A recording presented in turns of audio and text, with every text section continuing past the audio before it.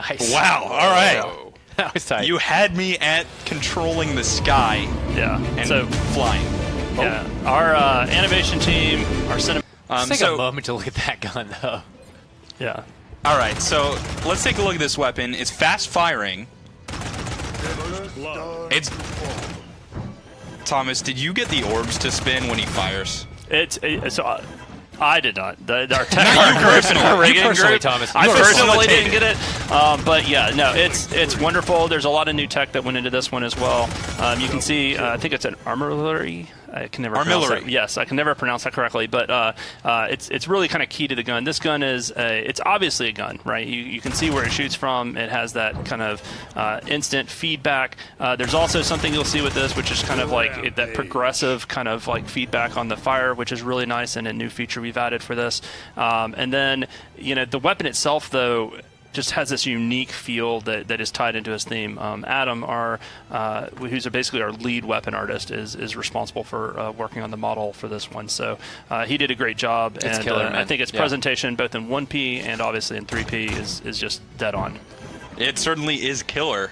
So Charles, tell me a bit about this weapon. It seems a little atypical for what we have in our Paladin supports. Yeah, well, this guy, his weapon definitely sort of evokes sort of that kind of assault rifle kind of gunplay that is definitely like exists into the damage class, but not so much in the support role. And we just kind of wanted to bring a bit more of a familiar kind of gunplay back into this particular role, and I really like how this gun sort of turned out. It doesn't really have any sort of like spread out as you fire it. It's a little bit inaccurate, but overall just a powerful weapon that brings his DPS like pretty. It's not going to like compare to a lot of damage, but for support, whoa, It's pretty good.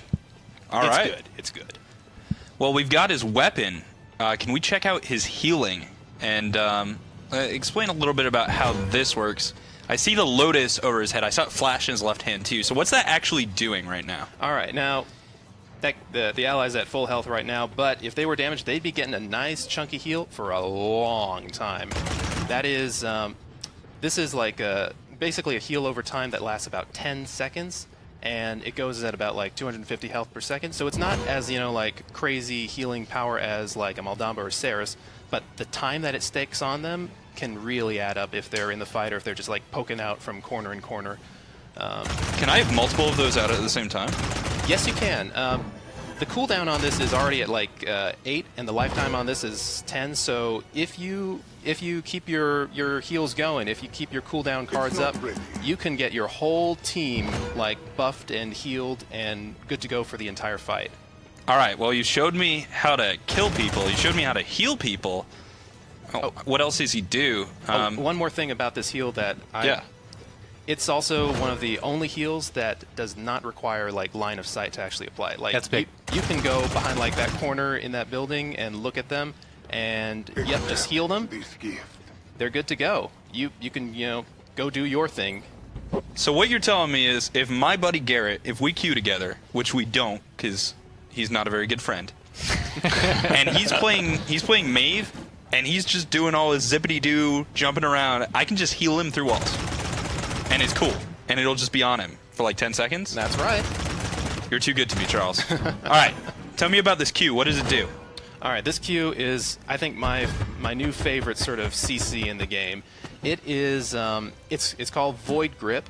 What it does is it lifts up the opponent in just a couple of spaces in the air. And while they're in the air, like, they normally can't move. And they're just kind of helpless there. And it's just the greatest thing for like setting up kills. Like this with a ruckus, like just firing on the point, you just lift up their enemy front line or something, they just melt. And it's I don't know, it also reminds me so much of one of my favorite sci-fi movie series. There's a little bit of counterplay too. A little bit. Yes, there is. This ability is you're not totally helpless while you're as a victim of this. Like, so long as you manage to get some kind of movement in that state, it will interrupt this ability. So like movement abilities, knockbacks, things like that. A Makoa chain. Well, that might not be an escape. That might be bad for you. Yeah. But But yeah, so and as you can see, you know, for this, our messaging, you know, is we wanted to be very, very clear, especially because, you know, he can do a lot of these things without direct line of sight with his heal and that kind of stuff. So we wanted to make sure that the messaging, which is what we use iconography around the constellations for, was extremely clear. And you can see the presentation here that from the animation and VFX team is, you know, he's got those stars. He's got the stars constantly in his left hand, and they actually do a line to become the lotus, to become the scorpion, depending on which one it is. He also uses that star power that he focuses into his weapon on his reload. But as I mentioned before, he does have a third constellation, you know, that I'll let you kind of talk a little bit about, but it's the rabbit or the hare, which plays into his movement there. Yeah, so right now we're seeing Stellar Wind, his movement ability. It basically locks him out of using all his other stuff while he's in this state, but it is a toggleable state that just like gives him a big speed boost and also increases the jump height and lowers his gravity, his fall down speed. So you can like fly through the map on this if you've got the right sort of starting point. Well, it's more like falling in style. Yeah. There you Shout go. out to Toy Story. Shout out. To infinity. So it's a Speaking of little infinity, how long does that last again? forever. Infinity. Boom. You can keep going. But so it's a little different from the other support movement abilities in the game. I mean, our last support, Ceres, you press F, you can't get killed. You're gone, yeah. This isn't so much of a, like, oh crap, I'm in trouble, press the F button, now I'm good. It's more of a, you gotta, like, anticipate when trouble's coming your way and just get out of there. And the speed bonus you get, like, if you time that right, you're gone, you're safe, you're good. Yeah, it's good, especially too, as far as being able to reposition as a healer. Make sure that you can kind of get that support to the different members of your team, different areas, different routes. So I'm actually really, really excited to see what some coordinated teams out there end up doing with such a mobile kind of healer. Oh yeah, like, I mean, the heal through walls, if you're just out of range, just, you know, F right over there and get them. It's made very simple and easy. All right, let's check out the ultimate. I can see us setting up for it. Yeah. Going behind a wall, that's a little strange. Oh, I didn't see the Might have been animation Let's there. do it Close to again the where we wall. can see the animation. Yeah. Yeah. Yeah, but as you could kind of see there, it is a piercing ultimate that pretty much just creates this massive laser beam throughout the entire map and just All the way, all the way. but not their spawn room. Not okay. Yes. There are some safe places that would be kind of unfair to kill them in, All right. and you also can't use it in your spawn room. Let's just see it before you go behind the walls. Let's just see it like just straight up, like Straight up pentakill. Let's do it. Ooh. yeah. So you can kind of see the size of it with that grouping there. It's pretty big, goes through walls, and does fat damage. Yeah, it's like 2,400 damage. It's gonna one-shot most of the cast. He's got a bit of an ironic voice line, too, that I love. Just don't step into the light, Don't do it. and you won't die. Don't run Good. from the light. Yeah. Caroline, Now, run. this ult isn't like, you know, isn't gonna like just be your. It's not gonna kill people that easily because Triple kill. what is actually happening here when you trigger it is you are locked in place, and you're also locked in terms of where you can look. And it takes like about 1.5 seconds before it's actually gonna fire. You gotta have good aim. That's right. You gotta predict where they're gonna be, or you gotta have good coordinated play and, you know, pop a Ceres ult or something. Well, speaking of coordinated play, Garrett, tell me, what do you think is going to happen with this character in competitive play? Like, how is he different from the rest of our support cast? Absolutely. So this guy definitely has an offensive edge to him, for sure, without a doubt.